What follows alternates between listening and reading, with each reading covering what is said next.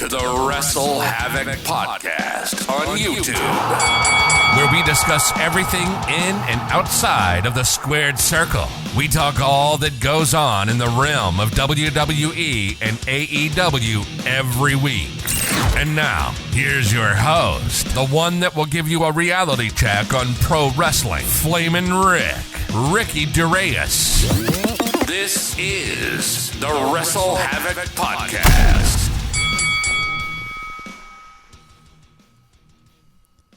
What's up, everybody? It is Flamin' Ricky Darius right here on the WrestleHavoc Podcast, here to review AEW Collision from August 5th, 2023.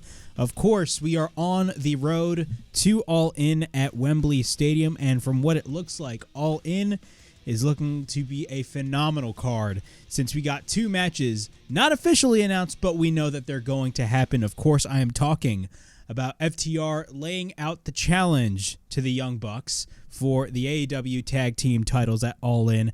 That is going to be fucking awesome. The third match in the trilogy between FTR and the Young Bucks, no strangers to one another.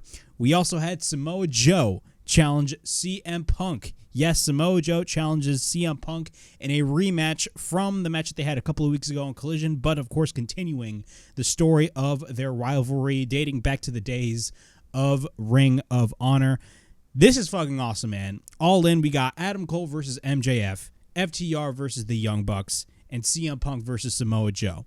Those three matches alone are worth $50, unfortunately, that we're going to have to pay, but those three matches alone is worth my money. I will pay $50 to watch those three matches. That is it. But we're excited about all the other matches that are going to be announced later on for All In. But nonetheless, what are my thoughts on Collision? I thought Collision this week was great. I mean, Collision is by far, in my opinion, probably the best wrestling show of the entire week. Not only that, out of all the main AEW shows, that being Dynamite, Collision, not even Rampage. Rampage is not, to me, not considered even a main AEW show. But if you really compare Collision and Dynamite, I'm no stranger to saying this, and a lot of other people even agree. Collision is clearly the better show. Collision runs circles all over Dynamite. Not to say Dynamite is a bad show, but again, Collision is clearly the better show because there's more focus on stories and there's really more depth in, I don't want to say depth in the storylines, but there's just more focus on the storylines, and there's really just, how do I put it into words? Collision just feels like you're not being thrown a million things all at once. It feels relaxed, and they're really taking their time to progress a lot of stories that you see on the show. That is what I like about Collision. Not only that, of course, the matches that we get. Not to say Dynamite has bad matches, because all the time Dynamite has phenomenal matches, but Collision has been getting some bangers as well. But nonetheless, overall thoughts on Collision. I thought Collision was great. We had FTR and Big Bill. FTR taking on Big Bill and Brian Cage for the AEW World Tag Team Championships.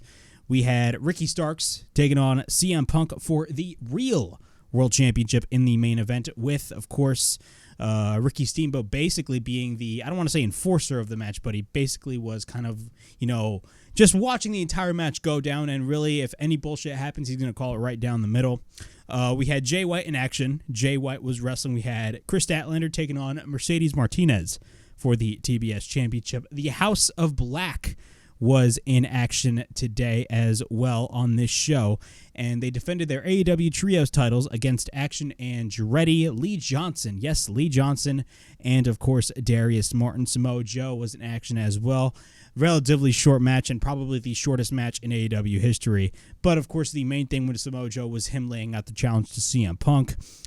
Christian Cage was an asshole on this show, and I'll tell you why later on this show. But nonetheless, this show was great. I enjoyed it. Of course, I prioritize SummerSlam over Collision. Of course, SummerSlam is a major pay-per-view event, and unfortunately, we're going to run into these instances where, for example, we have like a WrestleMania happening, and I'm going to, of course, be prioritizing WrestleMania over Collision, unfortunately. But I wanted to cover Collision because, of course, this was a very newsworthy show, and during these pay-per-view weekends, I will still cover Collision. It's just the review will go out a little bit later, of course, because I would put out the main pay-per-view review already, that being, of course, the SummerSlam review. Speaking of the SummerSlam review. Before I get on with all this craziness right here on the WrestleHavoc Podcast, make sure to like and subscribe to the channel in which we discuss everything in and outside of the squared circle.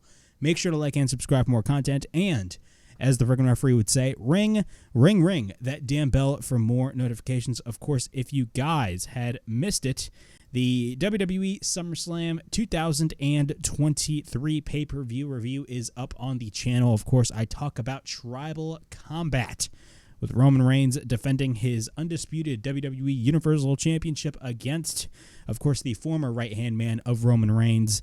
Main event, Jey Uso, in a pretty underwhelming match, to say the least. Of course, we had Jimmy Uso come in and cost Jey Uso the match, and we set up a program for Jey Uso and Jimmy Uso, and it looks like the Usos are no more. I talk about that and much more right here on the SummerSlam review. If you guys haven't checked out the SummerSlam review, it's actually doing pretty well in viewership. It's almost nearing 1,000 views. Hey, here's a challenge for y'all right here watching the review. Get the SummerSlam review to 1,000 views. Trust me, you won't want to miss the SummerSlam review. Go ahead and check it out. The link will be in the description below. Also, Friday Night SmackDown. I covered Friday Night SmackDown as well. I talk about brothers going to war before SummerSlam as, of course, Jey Uso faced off against his own brother, Solo Sikoa, a day before he wrestled his own cousin, Roman Reigns. So I go through SmackDown. Not really the best show, but if you guys want to check out the SmackDown review, it is in the link in the description as well. All right, let's go ahead and talk about AEW Collision. Another thing before I go on with the review, this week, I'm still going to be uploading videos, and next week as well. The reason why I mentioned this week and next week is because I'm actually going to be going on vacation, so I'm still going to be uploading videos and reviews, but it's going to be very difficult for me to kind of like manage all of that, considering, you know, I'm going to be in a different location for like the next 2 weeks.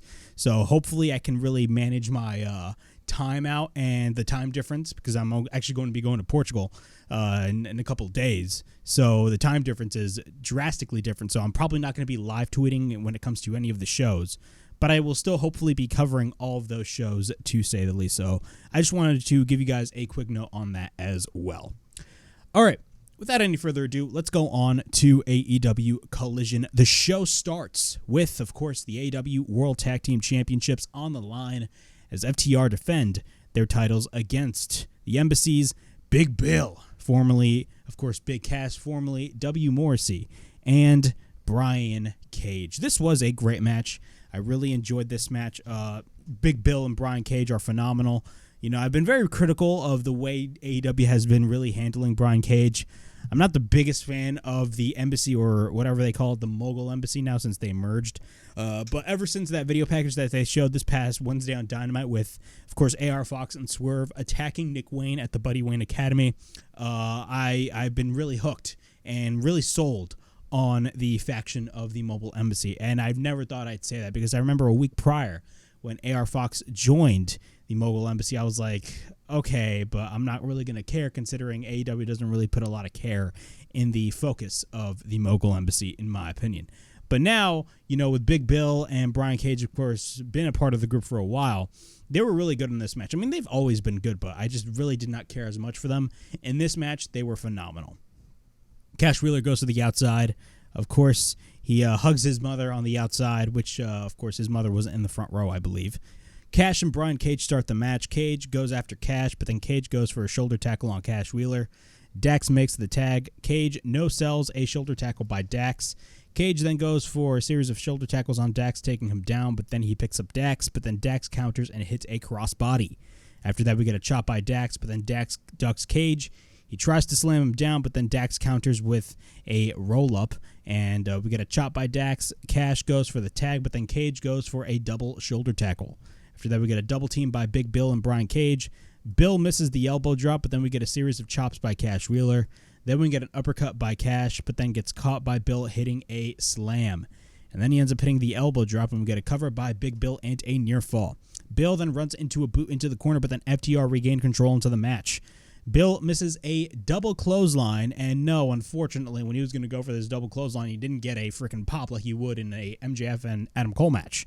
But I digress. We got a double team attempt by FTR on both of the heels. They try to go for the Shatter Machine, a.k.a. the Big Rig, but Big Bill chokeslams Cash Wheeler on the back of Dax Harwood.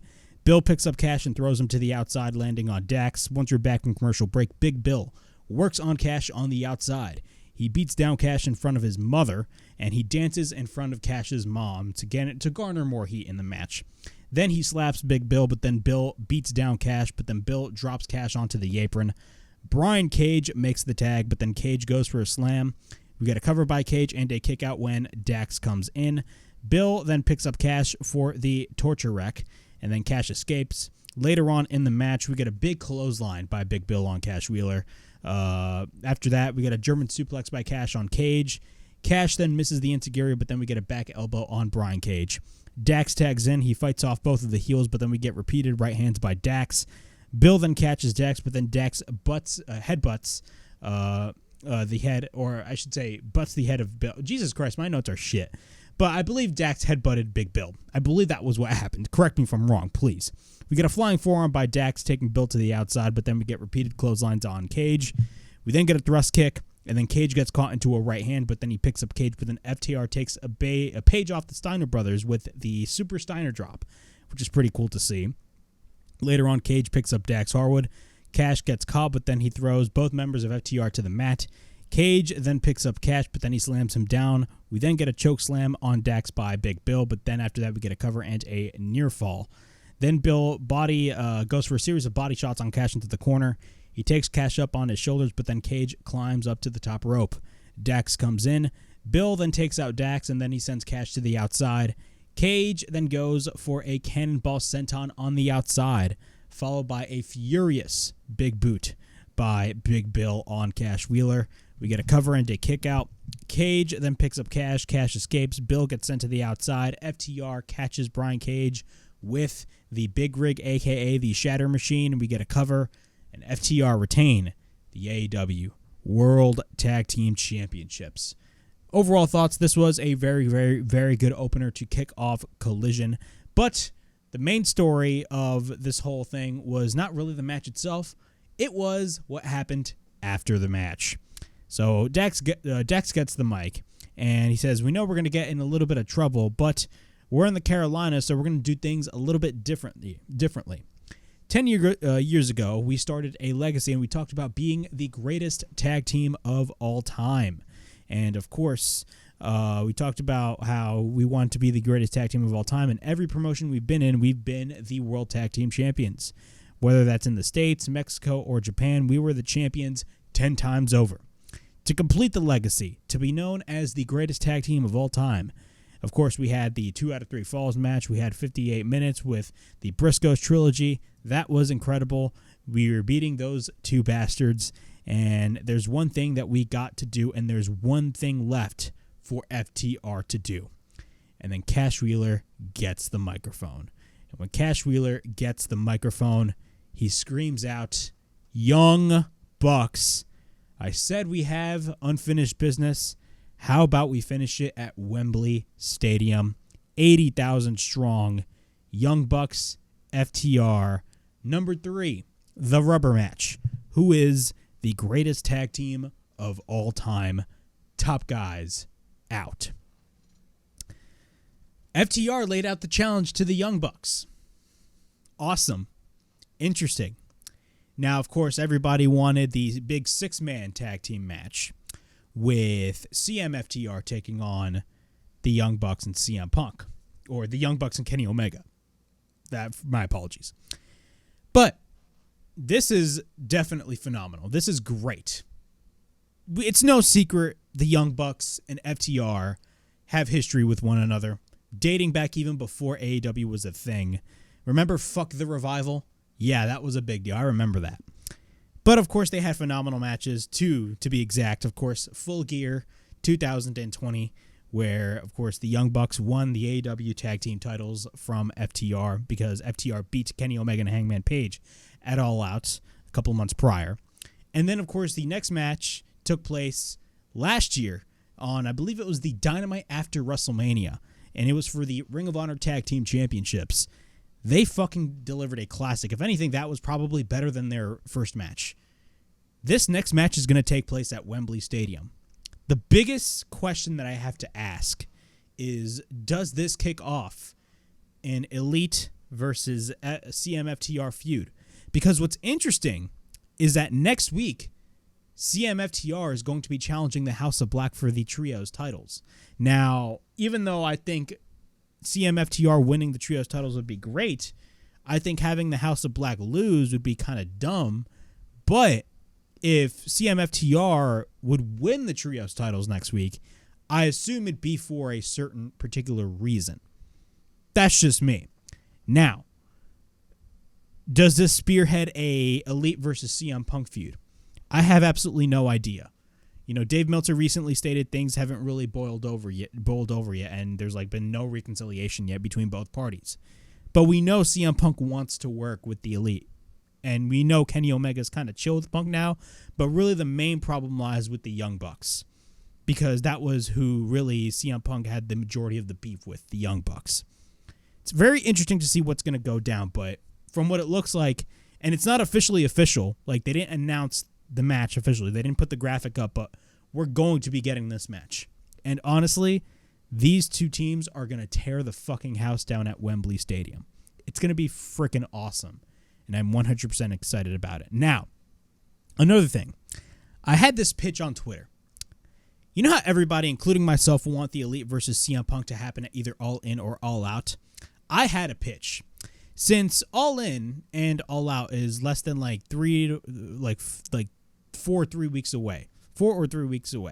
You know, there's not really a lot of time left. Even though you got, Dynamite and Collision, there's not really a lot of time left. You know, instead of really booking those matches, those major matches on those two pay-per-views, I've always believed, why not you kick off that feud at All Out, since it marks the 1-year anniversary since Brawl Out actually happened. It's just a suggestion. But it's very interesting that we're going to be getting FTR versus the Young Bucks. Now, granted, FTR had nothing to do with the whole Brawl Out situation, but we do know FTR is very close with CM Punk. I mean, they kind of inserted themselves in this situation in the months leading to CM Punk's return. But still, it's going to be very interesting to see what goes down. But from what it looks like, it's official. We're going to be getting the Young Bucks versus FTR at All In at Wembley Stadium. 80,000 strong in the UK in London. And this match is going to be a fucking classic. And I'm 100% excited to see what is going to be happening. Top guys out. All right, moving on. We got a video package talking about CM Punk versus Ricky Starks for the Real World Championship. After that, Juice Robinson was in a backstage interview with Mr. Tony Schiavone, the greatest thing in the history of our sport. Juice Robinson, of course, and we saw this last week. Juice has a cardboard cutout of Mr. Switchblade Jay White. And Tony asks him, what is this about? And Juice Robinson replies, well, when you're hot, you're hot. And when you're not, you're not. Because right now, the Bang Bang Gang is hotter than hell. And then Jay White comes in, and he knocks out the cardboard. And this shit was funny as fuck. Juice Robinson is becoming one of my favorite acts in AEW just for entertainment purposes. Jay White comes in and he just basically knocks out the cardboard. And Juice is like, Cardblade, no! I don't know, bro. That shit was so funny. That was hilarious. Juice Robinson is a fucking gem. But Jay White comes in and he says, Metalik, who is the wrestler that Jay White is going to be facing later on this show, he says, that is exactly what is going to be happening to you tonight. And Tony, we don't have much to say with that dumb look on your face. He knows two guys that can teach him a thing or two about commentary. Of course, he's talking about the Guns, or I should say, the Top Guns. And then the Guns come in, they mock JR, they mock Tony Schiavone. And then Jay says, when the Bang Bang Gang is having fun, he said, it's no fun for others. But for Metalik, it will be lights out, and for us, it will be guns up, and they will shove it in the face of Tony Schiavone. Or I should say, they basically do the whole guns up pose in front of Tony Schiavone, and they kind of shove it in his face. So that was pretty cool. After that, we got Kris Statlander taking on Mercedes Martinez for the TBS Championship. This was a pretty good match. I really enjoyed this match. I know a lot of people are very critical of Kris Statlander's title run, and trust me, I'm starting to go in that camp, but I'm not just yet. I want to see how this plays out in the next couple of months regarding Kris Statlander. But I pretty much enjoyed Kris Statlander for what she is. I mean, she is holding the TBS title. When Jade had the TBS title, yeah, like she had that undefeated streak, but really, what match do you remember Jade Cargill wrestling for that TBS title when she was champion for well over a year? I just didn't really care a lot about Jade Cargill's title reign, to be quite honest with you. And look, you can sit here and say, like, Kris Statlander really, didn't have any memorable matches, and that's very much true, but I'm going to give it time, just like I gave Jade time for a long period of time, and I just kind of gave up. Both exchange a series of strikes. We got a shoulder tackle by Statlander, followed by a shotgun drop kick. We get repeated elbows into the corner on Mercedes, but then she picks up Mercedes. Mercedes escapes. Statlander goes for a standing somersault. She landed awkwardly, to say the least. Mercedes regains control. We get a right hand by Mercedes, and then we get repeated kicks. She drives her boot into the corner. She goes for the butterfly suplex, and then she goes for the second butterfly suplex. Statlander tries to counter, but then she ends up hitting a high kick. And then we get repeated elbows by Mercedes Martinez. She drops down Statlander, and we get a cover and a near fall. Mercedes continues to be in control. Later on, once we're back from commercial break, both women exchange a series of strikes. Statlander takes her down. She hits repeated clotheslines on Mercedes, followed by an uppercut into the corner. She runs into a right hand, but then Statlander hits a running knee in the corner. Statlander goes to the apron, but then she misses the crossbody. Mercedes picks her up, but then Statlander escapes. She hits the backbreaker, but then sends Mercedes back into the ring. Later in the ring, Statlander hits a power slam, but then we get a cover by Statlander and a kick out. Statlander goes to the top, but then Mercedes goes to the top once again and ends up hitting a German suplex on Kris Statlander off the top. She ends up hitting the running knee, and then we get a cover by Mercedes and a near fall. After that, Martinez goes for the front face lock, but then Statlander goes for the inside cradle. Statlander then goes for the Saturday Night Fever, but then we get a cover and a kick out. Statlander then tries to counter Mercedes with a roll through, but then Mercedes catches her and has Statlander's shoulders down, but we get another kick out. Statlander then goes for the bridge on Mercedes, and what happens is Statlander wins and retains the TBS Championship. Pretty good match, to say the least. After that, what happens is Mercedes Martinez attacks Kris Statlander and it hits repeated right hands. Diamante comes in, and we haven't seen Diamante on the main AEW shows Dynamite and Collision for a long-ass period of time. I believe she's been wrestling on Ring of Honor, correct me if I'm wrong. But Diamante comes in out of nowhere, and it looks like she was going to come to the aid of Kris Statlander, but instead, Diamante attacks Statlander and turns heel. Then out of nowhere, Willow Nightingale, who I have been a really big fan of. I'm a big fan of Willow Nightingale. She comes in for the save with the heels retreating to the outside. And next week, it's going to be Willow Nightingale and, of course, Kris Statlander taking on Mercedes Martinez and Diamante. I think the pairing of Mercedes Martinez and Diamante is very intriguing. I really like Mercedes Martinez. I know a lot of people are not really big fans of Mercedes Martinez, especially with the way she wrestles. She is a veteran, and I will always respect her, and I've always been a big fan of Mercedes Martinez at the end of the day. And I haven't seen much of Diamante's work. The only work that I've seen of Diamante was her work when she would make appearances on AEW Dynamite, but from what I saw, I mean, Diamante is great. I believe she was in a tag team with Ivelisse, but Ivelisse had that fucking drama with Thunder Rosa a couple years ago, which we do not want to get into. But yeah, it is what it is. Next week, we're going to be getting that tag team match. Here's one thing that I actually really enjoyed about this show. This was a backstage interview with Toni Storm. Of course, this past Wednesday on Dynamite in the main event of Dynamite 200, Toni Storm defended her AEW women's title against Hikaru Shida, and Hikaru Shida took the title from her and beat her for the belt. Toni Storm cut this fiery fucking promo. She says, former, yes, okay, she can handle that. She stood here as naked as the day she was born. But she's a professional, and she's not going to freak out like you want him to. But let me ask you this. Is she just not a star anymore? Has she lost it? What is it? She isn't. Am I not good enough for you? Look at me. Look at the state of me. Do you think this is what is right for me? No, it's not. She is the illustrious Toni Storm. She's well known. She is respected all over the world for everything that she has done. And this is not right. And then she starts screaming. And she says, "This interview is over." And she leaves. And Tony Schiavone, this was hilarious. So she's like, "Now, you can shut up." And Tony Schiavone's like, "Guys, back to you," of course, talking to the commentators. And as soon, right after Tony Storm left and Tony Schiavone was speaking, saying, "Guys, back to you," Tony Storm in the background was like, "Shut up, Schiavone." Bro, what is everybody's gripe against Tony Schiavone? I mean, I'm only talking about this in a kayfabe way, not, of course, in a real life way, but that was hilarious. Overall, this was a phenomenal promo by Tony Storm.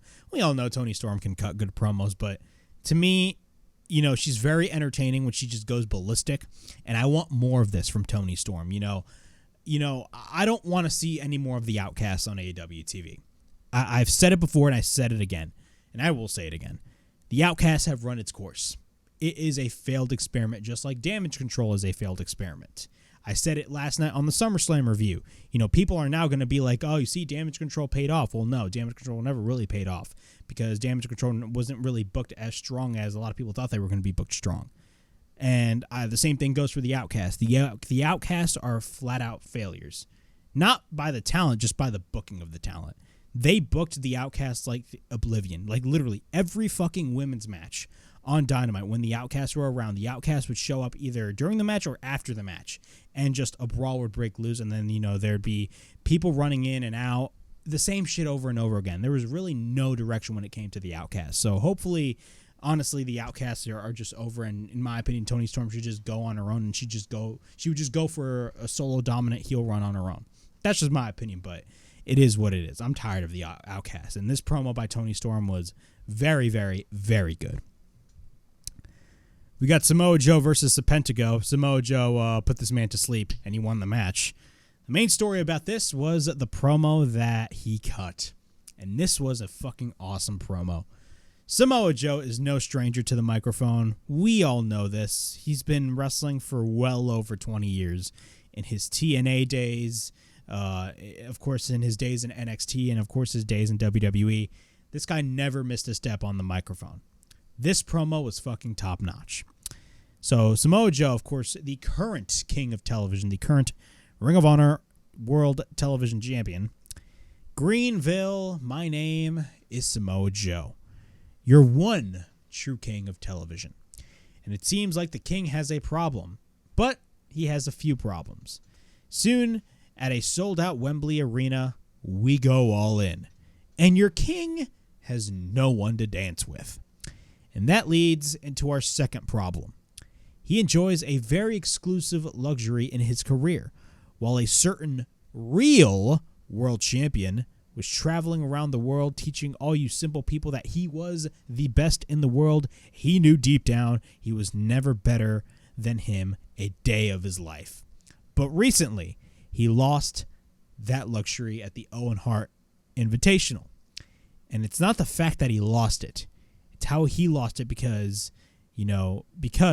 this so-called real world champion had bound for over 3 hours in this ring.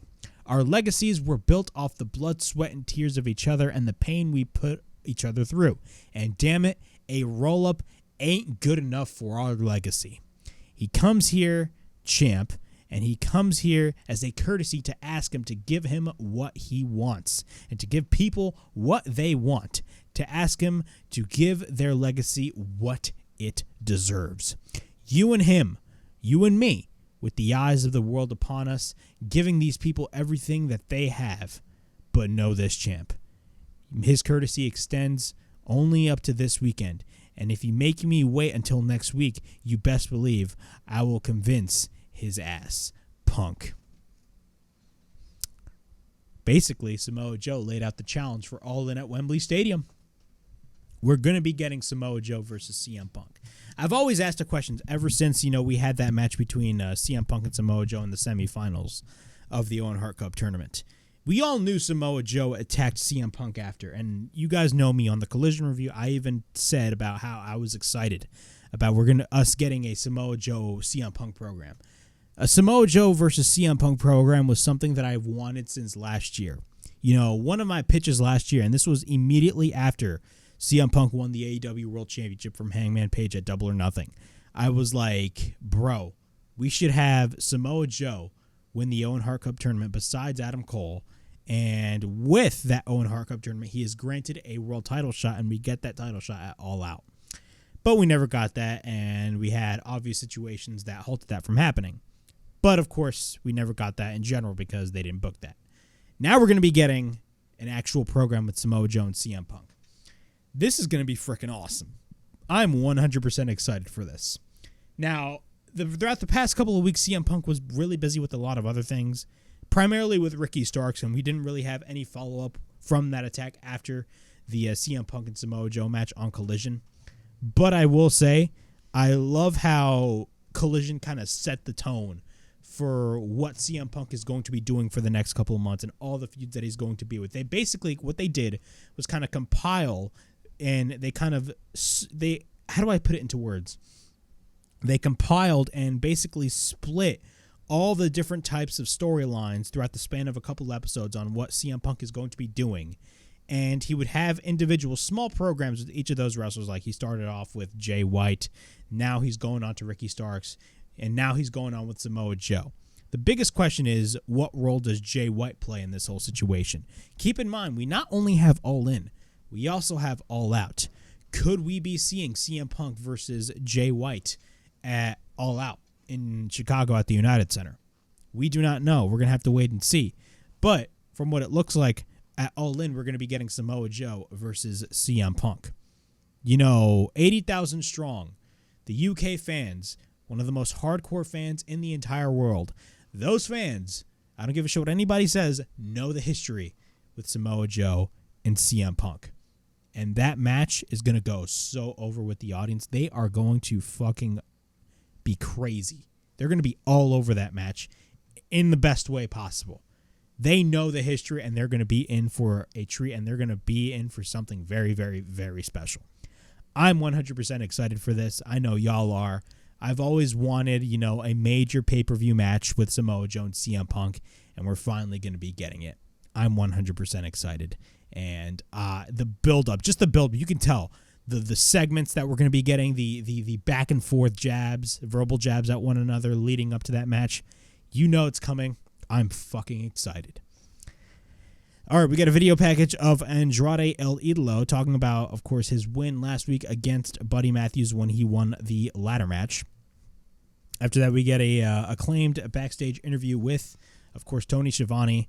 He talks about, of course, Billy Gunn putting his boots down, and Anthony Bowens has the boots of Billy Gunn, and they talk about how they spoke with him, and they try to give his boots back, but he refused.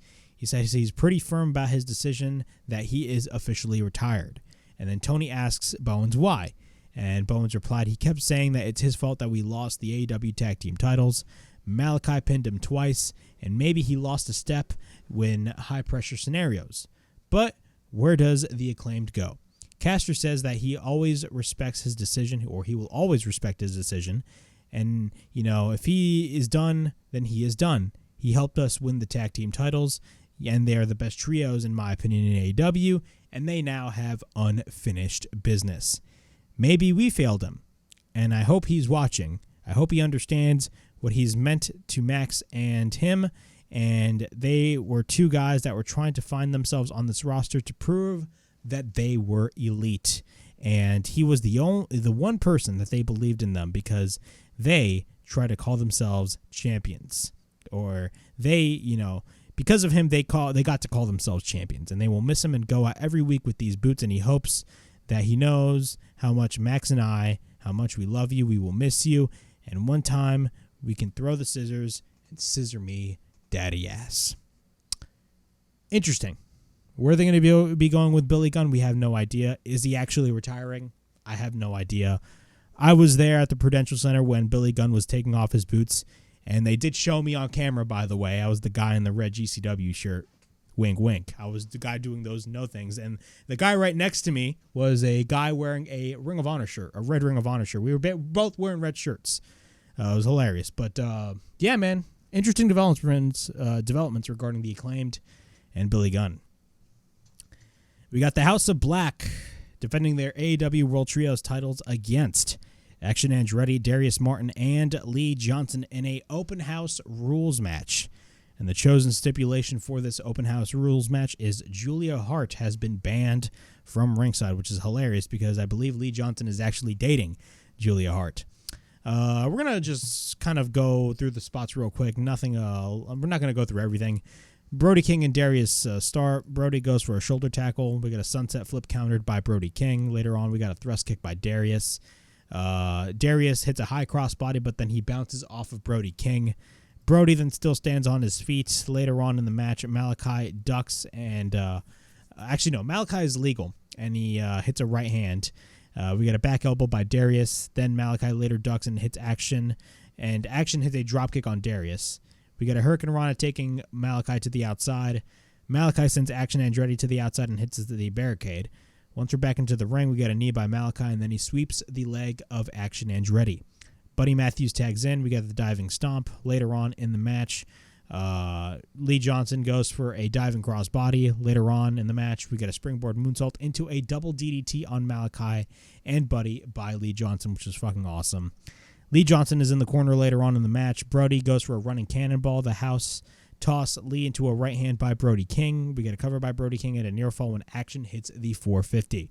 After that, we get the head scissors taking Malachi to the outside, but then we get a springboard moonsault by Action Andretti on the outside. Darius makes the tag. We get a frog splash off the top on the back of Brody King, but then we get a cover by Darius and a kick out at 2. Then we get a series of thrust kicks. We get a double thrust kick on Darius and Action Andretti. Andretti then lends into the double knees. We get a lariat by Brody King on Darius, and we get a cover, and the House of Black retain the AEW World Trios Championships. And as I've stated earlier in this review, next week we're going to be getting the House of Black versus CM FTR for the AEW World Trios Championships. After that, Powerhouse Hobbs is in a backstage interview. QT Marshall comes in. Good God. He gets Tony Schiavone out, tells him, he would make this right, and he gets some gifts. Of course, it's basically gold. It's the finest Cuban links money can buy. And the second gift is not material, but it's an opportunity. Chicago, All Out, the United Center. Hobbs gets the biggest victory of his career, and he is handing the biggest win on a silver platter. Hobbs then replies he doesn't want his help and doesn't need his help, and of course, he takes the gold away from QT Marshall. Good, because Will Hobbs does not deserve to be around QT Marshall, in my opinion. QT Marshall fucking sucks. Christian Cage is backstage with, of course, the not real TNT champion, Luchasaurus, and his lovely daughter. This was fucking hilarious. I laughed my ass off when I saw this. We all know, and we all knew even this before AEW, Christian is such a good heel. He is a much better heel than he is a babyface. I think we can all agree with that. But in AEW in particular, Christian Cage as a heel is just on a different fucking level. Christian Cage is the type of heel, and MJF is the same thing, but Christian Cage just takes it to another level. At this point, it's starting to become a meme in a good way. It's hilarious. Christian Cage is the type of heel that just doesn't, he's just not afraid to get canceled. He, will say the most fucked up shit you could possibly imagine, and you'll just laugh your ass off just by the tone of his voice. That's how funny Christian Cage is. So this segment happens, right? And Tony Schiavone's like, people might be wondering why Christian Cage brought his daughter to Collision. And Christian Cage says it's very simple to prove a point. That is, the TNT champion, as the TNT champion and as the face of TNT, he realizes he's a role model for children all around the world, not just his own child. What's annoying is that, he's looking at someone like Darby Allin, who seems to be mentoring an 18-year-old snot-nosed punk kid that has no business being in AEW, let alone stepping inside his ring. Now then. And after that, his daughter interrupts. So Christian Cage is going to continue on his statement, but his daughter interrupts. And this was so funny. So his daughter interrupts and basically says, can I have the belt? And Christian replies, did you win this belt? You did not win this belt. Nobody won this title but me. which is funny because last I heard, Luchasaurus won the TNT title on the first Collision. And this guy is such an asshole. It's so funny. So after he says, you did not win this belt, I won this belt. Nobody won this title but me. He's like, go find your mother. And when his daughter leaves, Christian Cage is like, security, she's not credentialed. Remove her from the arena. This guy is so funny, bro. I swear to God, Christian Cage, bro. Whoever, it was probably Christian Cage himself, but whoever came up with this incarnation of Christian Cage, give this fucking man a raise. If it was Christian Cage, please give him a raise. This is the funniest shit that I've ever seen in my life. Yeah, security, she's not credentialed. Remove her from the arena.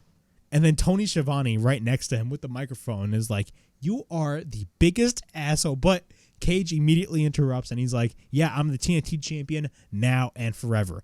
Do you understand me? You gotta love Christian Cage, man. You gotta love Christian Cage, bro. This guy is fucking hilarious. I don't know, man. I really don't. All right, moving on. We got Jay White versus Metalik, or Grand Metalik, whatever you want to call him. The Guns are on commentary. Guns are very entertaining. The match starts. Jay White throws his t-shirt on the Guns instead of the crowd on commentary. What a douchebag heel. Both lock up. We get a chop by Jay White. Metalik goes for the Hurricane Rana. Metalik then goes for the springboard. Jay White later on regains control, hits a beautiful DDT after that. We get a cover by Jay White and a kick out. He sends Metalik to the outside. Juice Robinson is just screaming at Metalik at this point. Jay then sends Metalik to the ring post. He's in the ring. He takes Metalik back in the ring. We get a cover and a 2 count. We get a series of chops by Jay White. He ends up hitting a tilt-a-whirl backbreaker. And then after that, Jay White goes for a single leg crab. He slingshots Metalik onto the bottom rope. We get a cover by Jay and a near fall. Metalik then tries to fight off Jay White, but then we get a sling blade bulldog by Metalik. Metalik then walks the second rope. He hits the Hurricane Rana. Metalik is on the apron, but then we get a springboard moonsault by Metalik on Jay White when he slides to the outside, which looked fucking awesome. Or Asai moonsault, whatever you want to call it. He takes Jay White back into the ring. Metalik goes for a moonsault on the outside. Jay rolls away. Metalik then picks up Jay White. Jay White drives him down, and then, of course, Jay catches him and hits the one and only Blade Runner. One of the most badass finishers in modern wrestling, in my opinion. We get a cover by Jay White, and Jay White wins the match. After that, the Guns grab the cardboard cutout of Jay White, and they all celebrate. One question. What is Bullet Club Gold going to be doing now? I talk about All Out, and I talked about CM Punk and Samoa Joe. Could we be seeing Jay White wrestle CM Punk down the line in a one-on-one match? Absolutely. I do see that happening. My prediction is I see that happening at All Out. But the only problem that I see is how are you going to build towards Samoa Joe and CM Punk? And if you're going to do Jay White versus CM Punk at All Out, how are you going to build towards that match at the same time with Samoa Joe as well? It's going to be very interesting to see what happens, but we do not know what Jay White is going to be doing at All In, let alone All Out. So we're just going to let it play out at the end of the day, but it's very interesting to see these types of developments. So the AEW Dynamite card, we got Jack Perry versus RVD this Wednesday on TBS for the FTW title. We got a segment from Adam Cole and MJF. We got the Hardys wrestling the Young Bucks. We got a mandatory meeting with the Jericho Appreciation Society. Then we got the Lucha Brothers taking on the Blackpool Combat Club's Claudio Castagnoli and John Moxley. And we got Hikaru Shida defending her newly won AEW Women's World Championship against the JAS's Anna Jay. Then Collision next week, we got the House of Black taking on CMFTR for the Trios titles, and Mercedes Martinez and Diamante taking on Willow Nightingale and Kris Statlander. And the Acclaimed are going to be in action. All right, we got our main event. We got CM Punk taking on Ricky Starks for the real World Championship. I talked about this before, and I'll say it again. One of the best things about Collision is it helps reinvigorate a lot of talents. And one of those talents is, of course, Ricky Starks, and we all know now Ricky Starks is a full-blown heel. I'm the type of guy, and look, I understand the arguments that are made on the internet. Ricky Starks was just a heel last summer, and he turned babyface when he dropped the FTW title to Hook. I get it, and I understand it. But let's be honest with ourselves. Where was the babyface run of Ricky Starks going after the Chris Jericho feud? Yeah, he did feud with Switchblade Jay White before Collision even became a thing. But let's be real here. Ricky Starks didn't really get the push he really deserves until now. Like, when Collision, Ricky Starks is a whole new Ricky Starks. He is the Ricky Starks that we know he could be, man. Just that flamboyant asshole dickhead. That is what Ricky Starks is. They're just the charismatic, everything about Ricky Starks is just flamboyant, and it just screams asshole to you. And that is what makes a good wrestling heel at the end of the day. Ricky Starks turning heel was the right decision to make, in my opinion, because I genuinely believe heel Ricky Starks is 10 times better than babyface Ricky Starks. Now, this match was pretty good. Of course, Ricky Steamboat is the special outside official of the match. The match starts, and by the way, Jim Ross is on commentary, so it's great to see good old JR on the commentary booth. We got a shoulder tackle by Punk, followed by a hip toss. Starks goes to the outside, but then Punk sits on the second rope so Starks can enter the ring. Starks comes back into the ring. We get a bunch of "Let's go Ricky CM Punk" chants by the crowd. So the crowd is 50-50 when it comes to both men. Starks comes back into the ring. He lets, after that, both lock up. The crowd is loud. We get a cover by Punk and a 1 count. We then get a shoulder tackle by Punk. Punk mocks Ricky Starks, and he mocks him by doing his whole pose. After that, after he does his whole pose, later on in the match, Ricky Starks does the same thing and does CM Punk's pose. I'm not going to be going through everything in this whole match, but just going to basically name the key moments. Punk goes for repeated right hands on the second rope. Starks drops Punk onto the top rope, but then we get a baseball slide by Starks on Punk. Later on, Punk goes for repeated back elbows. He sends Punk into the corner chest first. Starks stomps onto the chest of Punk, but then Starks sends Punk into the other corner. Punk continues, or I should say counters, Ricky Starks and ends up hitting a high cross body. Punk later is on the apron. Punk goes for the sunset flip, but then Ricky holds onto the ropes. And what happens is when Ricky holds onto the ropes, Steamboat sees it on the outside. And what happens is we get Starks goes for the elbow drop, and he lets go of the ropes. We get a cover and a near fall. And Starks is like to Ricky Steamboat, "Hey, I let go." After that, once we're back from commercial break, Punk is on the second rope. He fights off Starks. Punk goes for a superplex off the top. We get a cover by CM Punk and a near fall.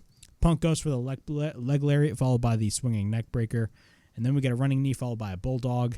Later on, Punk goes to the top, and he takes him down. He drops down, but then Starks catches him and drives him down to the mat. Punk picks up Starks. Starks escapes. Later on, Punk exposes his knee pad, and he hits the running knee, but then Ricky Starks catches him. Starks goes for the powerbomb. We get a cover by Starks and a kick out. Starks goes to the top, but then he walks the rope trying to go for his own version of old school. But then Punk catches him. Starks escapes the GTS attempt. He sends Punk shoulder first into the ring post, but then Starks runs face first into the corner. And then what happens is we get a roll-up by Punk and a near fall. We then get a high kick, and then we get a cover by Punk once again and a near fall.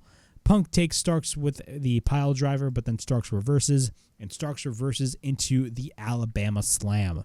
And after that, we get a cover and a kick out. He picks up Punk for the Rochambeau. Punk escapes. Starks then runs and bumps the referee. The referee is on the outside. Starks goes for the double leg takedown. He goes for the cover, and his boots are on the rope, so he's trying to cheat. That was the story. CM Punk did not want him to cheat, and that is why Ricky the Dragon Steamboat is on the outside. Steamboat sees it, and what happens is Steamboat removes the boots from the ropes. Punk ends up going for the roll-up, and we get a cover by Punk with the count of Steamboat because he needed to come in since the referee was down earlier on in the match. We get a cover, 1, 2, 3. Punk wins and retains the real world championship. After the match, Steamboat raises the hand of Punk. Starks pushes Steamboat, knocking Punk to the outside. We get repeated right hands on Steamboat, and then he spanks Steamboat with the strap. He hits him repeatedly with the strap.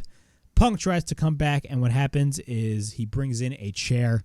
Starks is pissed and he leaves the ring, but then Starks comes back, and once Punk is in the ring with the chair, it looks like Punk was going to run up the ramp and chase down Ricky Starks, but Ricky Starks retreats and leaves. And the show ends as Punk is trying to pick up Ricky Steamboat from getting attacked, or stay after getting attacked by Ricky Starks.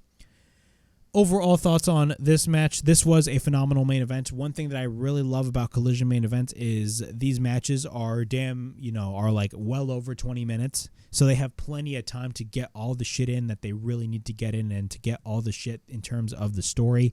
And this match told a great story. Of course, Steamboat is there to really ensure that nothing bullshit happens in the match because Punk was concerned. Of course, the mocking of the poses with, Punk mocking Ricky Starks doing his own pose, with Ricky Starks doing the GTS pose. Those small details I really liked in the match. It was a phenomenal match, Now, the big question is where does Ricky Starks go after this? Because we all know, now Punk's sights are set with Samoa Joe, and Joe is basically giving him like a week to really, think about his decision on whether or not they're going to be wrestling on All In. And we all know they're going to be wrestling on All In, so we're going to have to wait and see what goes down with that. With Ricky Starks, I have absolutely no idea. I know some people have been pitching Ricky Starks to join Bullet Club Gold. I'm not mad about that. Honestly, I would have much rather had that, but let alone that, honestly, Ricky Starks is better off on his own because he is that damn fucking talented. But Ricky Starks is a very, very, very good heel. He just plays the role 10 times better than a babyface. Not to say that he's not a believable babyface, because he clearly is. Just listen to the promo that he cut on MJF the week before Winter is Coming. Think about that. Ricky Starks can make you believe something. And that is the beauty of Ricky Starks. He is that damn talented in making the viewer believe in what he is saying. And he does the same thing as a heel. Just that brash attitude by Ricky Starks as a heel is just great work by him. But nonetheless, overall, CM Punk versus Ricky Starks was great, and CM Punk retains the Real World Championship. But yeah, that was my AEW Collision review from August 5th, 2023. Of course, I talked about a lot of things right here on the Collision review. I know the Collision review is out a little bit late, but of course, this is what unfortunately I'm going to have to run into when big, WWE PLE has happened on Saturdays. I'm going to prioritize the WWE pay-per-view over Collision, unfortunately, but I will still be covering Collision like I did just now. But overall, I thought Collision was a great show, a very newsworthy show. We're going to be getting FTR versus the Young Bucks and Samoa Joe versus CM Punk at Wembley Stadium. All In is in a couple of weeks, and we only have 3 matches announced, or one match is officially announced with the graphic up, but those other 2 matches we know are going to happen. Just 3 matches in, and this show is shaping up to be a fucking all-time classic. So I'm very excited to see what's going to be going down for All In at Wembley Stadium, but I'm curious to see what's going to be the build for All Out, since it's going to be a week later. That's going to be very interesting and a major thing to pay attention about as we head towards both of those shows later on in the month of August. But yeah, that was my AEW Collision review from August 5th, 2023. Please like, subscribe, comment down below, push that bell for notifications, and be on the lookout for more videos right here on the WrestleHavoc Podcast, in which we discuss everything in and outside of the squared circle. Make sure to like and subscribe for more content, and as the friggin' referee would say, ring, ring, ring that damn bell for more notifications. And as always, it is Flamin' Ricky DeRays, signing out. I'll see you guys later. Peace.